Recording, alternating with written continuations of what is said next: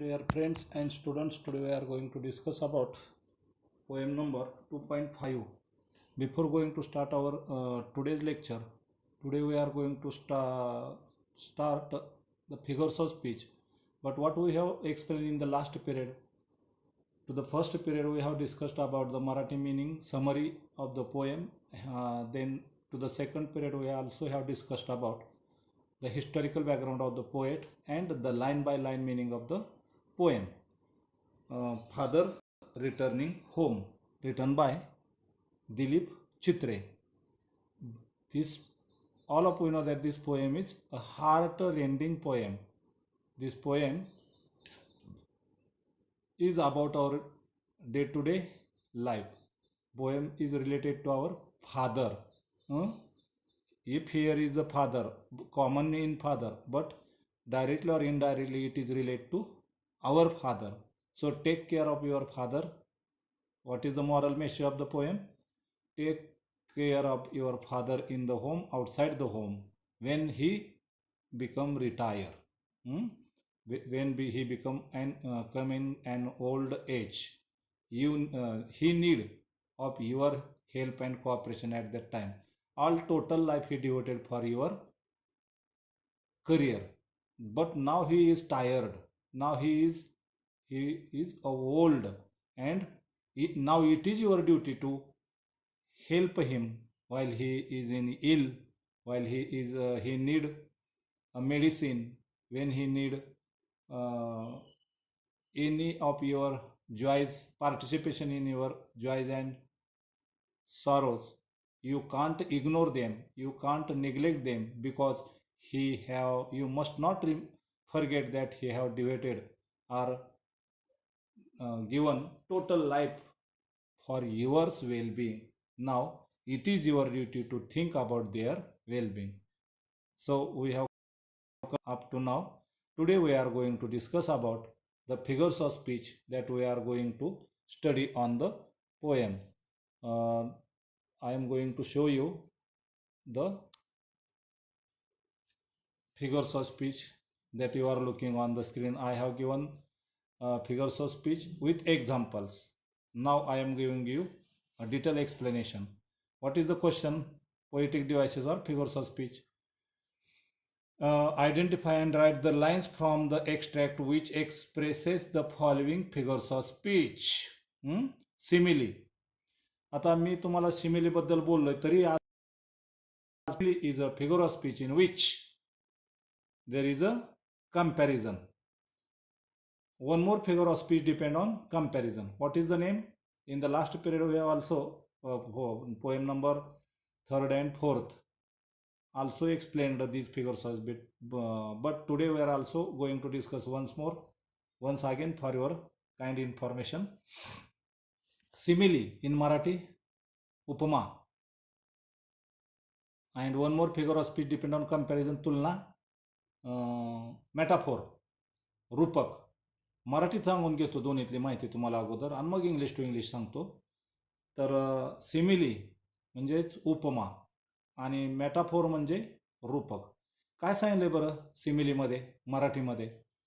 तर उपमान आणि उपमेय हे एकच नसून भिन्न आहेत अशी कल्पना जिथे केलेली असेल तिथं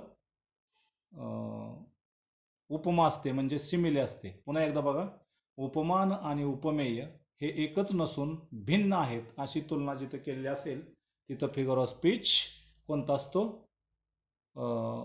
सिमिली. म्हणजेच आणि रूपक दुसरा जो फिगर ऑफ स्पीच आहे तो रूपकमध्ये काय आहे मग, की जो ह्या कवितेत नाही पण त्याच्याबद्दलही सांगून घेतो, दोन्हीतला फरक लक्षात येईल. रूपक metaphor we call it in English. तर मेटाफोरमध्ये काय असते? तर मेटाफोरमध्ये उपमान आणि उपमेय भिन्न नसून एकच आहेत अशी तुलना केलेली असते.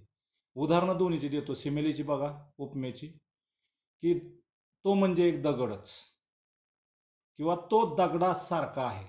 तो आणि दगड दोन भिन्न घटक आहेत, पण त्यांची कंपॅरिझन केली एकमेकासारखे आहेत, म्हणजे दोन वेगवेगळे घटक.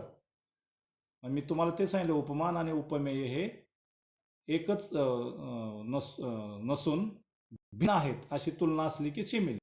मी उदाहरण देतोय, तो दगडासारखा आहे. तो आणि दगड भिन्न आहेत, पण कंपॅरिझन काय केली, एकमेकासारखे आहेत.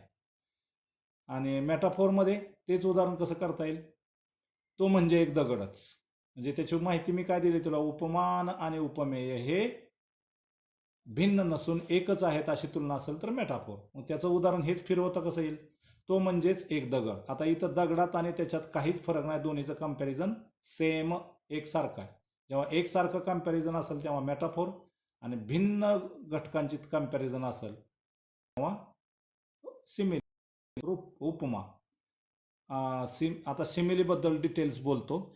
इंग्लिशमध्ये बघा, simile is a figure of speech in which there is a comparison, and in also metaphor there is also a comparison. Then what is the difference? In simile there is a comparison of two different objects, or two objects which are compared are different in nature. Simile is always introduced with the construction as, like, so as. If we found this construction in the sentence, then we call it simile. And we see the example now on page number. Simile, here, simile, like, बघा तिथं line, like a word dropped from a long sentence. आता मी तुम्हाला सांगितलं सिमिलीमध्ये काय असतं, as, so as किंवा like, त्यापैकी इथं लाईक आहे. त्यानंतर दुसरं उदाहरण दिलं आहे तिथे, father getting off the train is compare to a word dropped unnoticed as many other words are there. तर ॲज इथं आहे, तर ॲज किंवा लाईक असं कन्स्ट्रक्शन दिसलं की सिमिली, तर सिमिलीची उदाहरणं आहेत. आता उत्तर हा असं तुम्हाला एक्झाम्पल द्या म्हणून आलं असेल तर अशीच उदाहरणं द्यायची. आणि एक्सप्लेनेशन एखादं द्यायचं सांगितलं तर कसं म्हणायचं, simile double dot comparison of two different words, आणि मग एक्झाम्पल हे द्यायची. ओके. त्यानंतरचा फिगर ऑफ स्पीच आहे अलिट्रेशन, की जो मी इथं तुम्हाला दाखवतोय बघा, अलिट्रेशन. तर अलिट्रेशनमध्ये काय दिलेली आहे माहिती तुम्हाला याची, तर अलिट्रेशनमध्ये मी अशी तुम्हाला माहिती दिली की अलिट्रेशन अनुप्रास याच्यामध्ये एकाच अक्षराची पुनरावृत्ती केलेली असते. वाक्यामध्ये समजा 5-6 शब्द आहेत, पण त्या 6 शब्दात बिगिनिंग लेटर, सुरुवातीचं अक्षर काहीतरी रिपीट केलेलं असतं 2-3 शब्दात. कशासाठी, कवितेला लय किंवा नाद निर्माण केल्यासाठी. तर इंग्लिशमध्ये बघा अलिट्रेशनची माहिती, alliteration is a figure of speech in which there is syllable or sound or letter is repeated. Syllable, अक्षर, sound दोन्ही, letter, अक्षर is repeated for pleasingness of the poem. For example, बघा उदाहरण आता, my father travel on the late evening train. आता travel train, कुठलं letter आहे repeat, T repeat आहे, म्हणून अलिट्रेशन. नेक्स्ट एक्झाम्पल बघा, suburb slide past his unseeing eyes. दुसरं उदाहरणांमध्ये सबर स्लाइड, यस रिपीट आहे, दिसतंय नाही, किंवा the sound yes is repeated. आता नेक्स्ट फिगर ऑफ स्पीच आहे तिथं थर्ड, रिपिटिशन. तर रिपिटिशन म्हणजे काय, इथं सुद्धा पुनरावृत्ती, पण इथं काय फरक काय अलिट्रेशन आणि रिपिटिशनमध्ये, अलिट्रेशनमध्ये अक्षराची पुनरावृत्ती असते. या उदाहरणात तुम्ही बघितलं, ट्रॅव्हल आणि ट्रेनमध्ये टी रिपीट आहे, किंवा साऊंड आणि स्लाइड्समध्ये येस रिपीट आहे. तर रिपिटिशन या फिगर ऑफ स्पीचमध्ये अक्षर रिपीट न होता डायरेक्ट शब्द किंवा लाईन रिपीट होतात, तेव्हा रिपिटेशन असतो. इंग्लिशमध्ये माहिती सांगतो त्याची, repetition is a figure of speech in which direct words or lines are repeated for greater emphasis of the poem. कवितेला नाद किंवा प्रभावशाली लाईन किंवा कडवं दिसावं म्हणून हा फिगर ऑफ स्पीच वापरला जातो. उदाहरणार्थ बघा, ही हरीज is repeated in line 10 and 12. बघा आता तुम्ही पुस्तकातील लाईन नंबर 10 आणि 12 जर बघितली तर रिपीट केलेले आहे. This is used to emphasise the father's eagerness to get home. घरी निघालेल्या वडिलाचं ते पुन्हा पुन्हा रिपीट का केले, तर निघाण्याचं, घरी येण्याचं महत्त्व सांगितलं आहे. Back to shelter from the wet, back to his family after a long day at work. आता back to shelter from the wet आणि back to his family, back to म्हणजे पुन्हा शब्द रिपीट केलेले आहेत. जेव्हा शब्द रिपीट असेल तेव्हा फिगर ऑफ स्पीच रिपिटिशन असतो. आता लास्टली बघा बरं, इथं तुम्हाला मी आणखी एक उदाहरण दाखवतोय. Find the examples of transferred epithet, म्हणजेच परावर्ती गुणविशेष अलंकार. आता फ्रॉम द एक्स्ट्रॅक्ट. पण हे मी मुद्दाम तुम्हाला उत्तरासहित दिलेलं आहे, पण याच्याबद्दल डिटेल्स माहिती तुम्हाला इथं कुठं आहे तेव्हा, म्हणून मी पुन्हा तुम्हाला देतोय ते. आता ट्रान्सफर्ड इपिथेट 11वीला शिकवलं आहे, तरी सुद्धा पुन्हा एकदा मी शिकवतो तुम्हाला. ट्रान्सफर्ड इपिथेट, आता शब्दशः अर्थानुसार उदाहरण समजून घ्या. ट्रान्सफर्ड मीन्स स्थलांतर आणि इपिथेट मीन्स ॲन ॲडजेक्टिव्ह. म्हणजेच या अलंकारामध्ये काय केलं असतं, विशेषण ट्रान्सफर्ड इपिथेट. इपिथेट म्हणजे ॲन ॲडजेक्टिव्ह आणि ट्रान्सफर्ड म्हणजे स्थलांतर. इथं विशेषणाचं स्थलांतर त्याच्या ठराविक पोझिशनवर न करता दुसरीकडे स्थलांतर केलं जातं, तेव्हा हा फिगर ऑफ स्पीच असतो. मी 11वीत तुम्हाला उदाहरण दिलेलं आठवतं का बघा, की she is a handsome girl and he is a beautiful boy. काय केलं इथं बघा बरं तुम्हाला. मुलीची ब्युटी सांगण्यासाठी काय पाहिजे होतं, किंवा सौंदर्य सांगण्यासाठी काय पाहिजे होतं, ब्युटिफुल. पण शब्द कुठलं उदाहरण मी देतोय, she is a handsome girl. Handsome कोणासाठी आहे, मुलासाठी. म्हणजे तो हँडसम ॲडजेक्टिव्ह विशेषण मुलावरून मुलीवर स्थलांतर केलंय, ट्रान्सफर्ड केलंय. म्हणजेच उत्तर तिथं काय करता येईल, she is a handsome girl. म्हणजेच उत्तर असं transferred epithet, an epithet handsome is transferred from boy to girl. किंवा नेक्स्ट उदाहरण, he is a beautiful boy. उत्तर कसं लिहाल, किंवा transferred epithet double dot an epithet beautiful, he is a beautiful boy. A beautiful is transferred from girl to boy, like this. आता इथं उदाहरण बघू आपण. Suburb slides past his unseeing eyes. The unseeing is transferred to eyes. Unseeing. आता suburb slides past unseeing eyes. Unseeing eyes, न पाहणं. कुणा आहे, पर्सन आहे. पण पर्सनवरून पाहायचं का नाही पाहायचं कोणाचं, आपलं तुमचं आमचं व्यक्तीचं काम आहे. हां, पण ते डोळे पाहत नाहीत असं दाखवलं. डोळं पाहायला लावायचं नाही, ते आपल्या हातात आहे. तर डोळ्यावर इपिथेट ट्रान्सफर केला आहे. The eyes are seeing but his mind is not registering the sight, so the quality of not seeing is given to the eyes. असं उत्तर न देता असं तुम्ही जर दिलं तरी चालेल. The an adjective unseeing is transferred from person to eyes.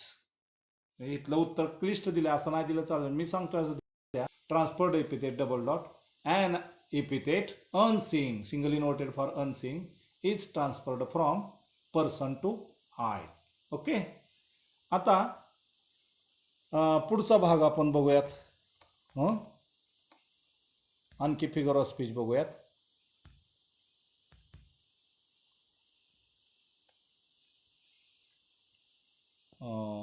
Identify and write the lines from the extract which expresses the following figures of speech. तर आता इथं तुम्हाला मी पुन्हा पुन्हा ते का देतो, तर इथं डायरेक्ट ते एक्झाम्पलच दिलेले आहेत, पण उदाहरणं दिले आहेत, पण त्याचं एक्सप्लेनेशन नाही, म्हणून मी पुन्हा तुम्हाला ते दाखवतोय किंवा सांगतोय. तर इथं आता तुम्ही बघता आहात, तिथं अलिट्रेशन फिगर ऑफ स्पीच आहे. आणि अलिट्रेशनमध्ये आता स्पष्टीकरण तर दिलं. Alliteration is a figure of speech in which syllable or sound or letter is repeated for pleasing of the poem. Example दिलेलं आहे तिथं बघा आता खाली. अलिट्रेशन बरोबर, अनुप्रास. काय एक्झाम्पल आहे, मॅन्स किंवा एस्टरजेनमेंट इज रेंजमेंट फ्रॉम अ मॅनमेड वर्ल्ड. तुमच्या सरळ लक्षात येते, man's manmade world, M M M is repeated. उत्तर कसं लिहाल, एक्झाम्पल माहिलं तर असं अलिट्रेशन म्हणून एक्झाम्पल द्या. पण याच्यापेक्षा मी म्हणेन तुम्हाला उत्तर असं लिहा, alliteration double dot syllable M is repeated. Example द्या मग, man estrangement from manmade world, the sound M is repeated, असं उत्तर लिहा. आता खाली ओनोमॅटापोइया दिलेला आहे. ओनोमॅटापोइया, मग आता ओनोमॅटापोइया हा फिगर ऑफ स्पीच पण मी मला वाटतं तुम्हाला शिकवला आहे, पण तरी अजून एकदा बघा. ओनोमॅटापोइया, ओनोमॅटापोइया, उच्चार लक्षात ठेवा. नीट डिटेल सांगतो मी, जरी शिकवलं असेल तरी पुन्हा डिटेल्समध्ये तुम्हाला मी देतोय. ओनोमॅटापोइया या अलंकारामध्ये ध्वनीचं अनुकरण शब्दात केलं जातं. ध्वनी म्हणजे कळतोय, ध्वनी म्हणजे आवाज, आवाजाचं अनुकरण शब्दात केलं जातं.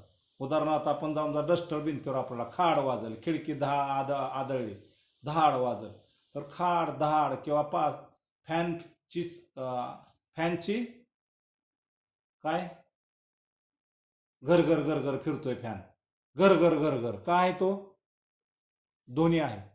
आणि हा ध्वनी शब्दात व्यक्त केला की हा फिगर ऑफ स्पीच असतो. मग साडीची सळसळ, सापाची सळसळ, फॅनची घरघर, खिडकीचे धाडकन आदळणं, डस्टर खाडकन आदळणं, हे धाडकन खाडकन सळसळ गरगर फिरफर हे जे शब्द आहेत ते ध्वनी आहेत. आणि जेव्हा असे ध्वनी शब्दात बोलले जातात तेव्हा फिगर ऑफ स्पीच ओनोमॅटापोइया असतो. आता इंग्लिशमध्ये बघा, onomatopoeia is a figure of speech in which sound is expressed in the word. Once more, onomatopoeia is a figure of speech in which sound म्हणजेच ध्वनी is expressed in the word. ध्वनीचं अनुकरण शब्दात केलं जातं. For example, static on the radio sound like the meaning of the word. आता radio on the sound, रेडिओवरचा आवाज आला का नाही, मग आवाज म्हणले की ध्वनीचं अनुकरण शब्दात. हां, म्हणून फिगर ऑफ स्पीच ओनोमॅटापोइया. अजून एक फिगर ऑफ स्पीच आहे तर सिनेकडोक. तेच उदाहरण बघूया आपण अजून. आता सिनेकडोकचं हे बघा, हेच उदाहरण आहे सिनेकडोकचं सुद्धा. तर सिनेकडोकबद्दल मी माहिती सांगून देतो तुम्हाला. सिनेकडोक म्हणजे काय, मागच्या पिरियडला मी सांगितलं होतं तुम्हाला, poem number 4 have you earn your. तरी पण आज सांगतो की सिनेकडोक SENDOCHE सिनेकडोक, पुन्हा एकदा सांगतो SYNECDOCHE सिनेकडोक. याच्याबद्दल काय असते माहिती सांगितली मी, पुन्हा एकदा सांगतो. सिनेकडोक या अलंकारामध्ये काही वेळेला संपूर्ण म्हणजेच एक भाग असं व्यथित केलेलं असतं, तर काही वेळेला एक भाग म्हणजे संपूर्ण असं नाही तुम्हाला कळणार. आता पुन्हा एकदा सांगतो, संपूर्ण शरीर म्हणजेच एक बोट, बोट हे काय भाग आहे, तर संपूर्ण शरीर म्हणजेच एक बोट असं काही वेळेला म्हटलं जातं.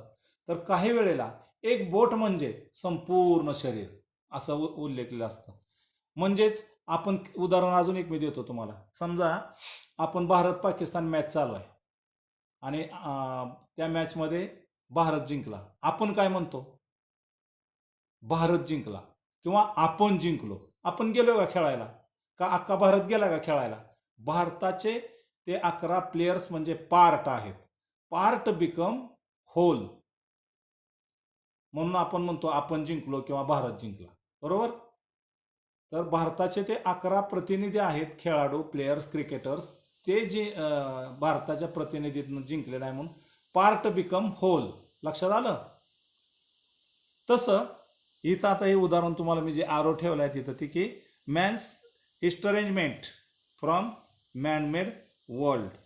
तर इथं तुम्हाला मॅन्स म्हणजे all human beings, whole is become symbolised as a, sorry, man म्हणजे एक मॅन आहे, पण मॅन्स म्हणजे अनेक, तर man part become symbolised as a whole. एक माणूस सगळ्या जगाचं प्रतिनिधित्व. इथं एक फादर आहे, इथं दिलेला एक फादर आहे, पण त्या फादरला अलीकडच्या काळामध्ये घरामध्ये सुना किंवा मुलं त्यांचं वय झाल्यावर ते कमवायचं बंद झाल्यावर त्यांना घरात नीट ट्रीटमेंट दिलं जात नाही. मग एका फादरचं उदाहरण त्यांनी सगळ्यांना दिलंय. म्हणजे ट्रीटमेंट नीट देत नाही म्हणजे त्यांना शिळं अन्न दिलं जातंय, कमी क्वालिटीचा चहा दिला जातोय, घरी कोणी वेलकम करत नाही त्यांना, किंवा घरी त्यांना सुखदुःखात सहभागी करून घेत नाहीत. एका वडिलाचं प्रतिनिधी हे सगळ्यांसाठी, एक मॅन्स प्रतिनिधी सगळ्यासाठी होते.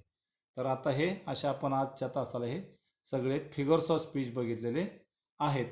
तिथं आता एक अजून प्रश्न आहे तुमच्या याच्यामध्ये, तर ते पुढच्या ह्याच्या बघू आपण आता, पेज नंबर नेक्स्ट. हां, आता इथं बघूया आपण, बरोबर. पोएटिक क्रिएटिव्हिटी तुम्हाला क्वेश्चन नंबर 4 येतो बघा. 4मध्ये 4 आकडा असतो. 4 मार्कापैकी 2 मार्क असतात त्याला. तर पोएटिक क्रिएटिव्हिटी तर प्रश्न कसा येतोय, compose a short poem in about 4 to 6 lines on your father. स्वतःच्या वडिलाविषयी कविता करा.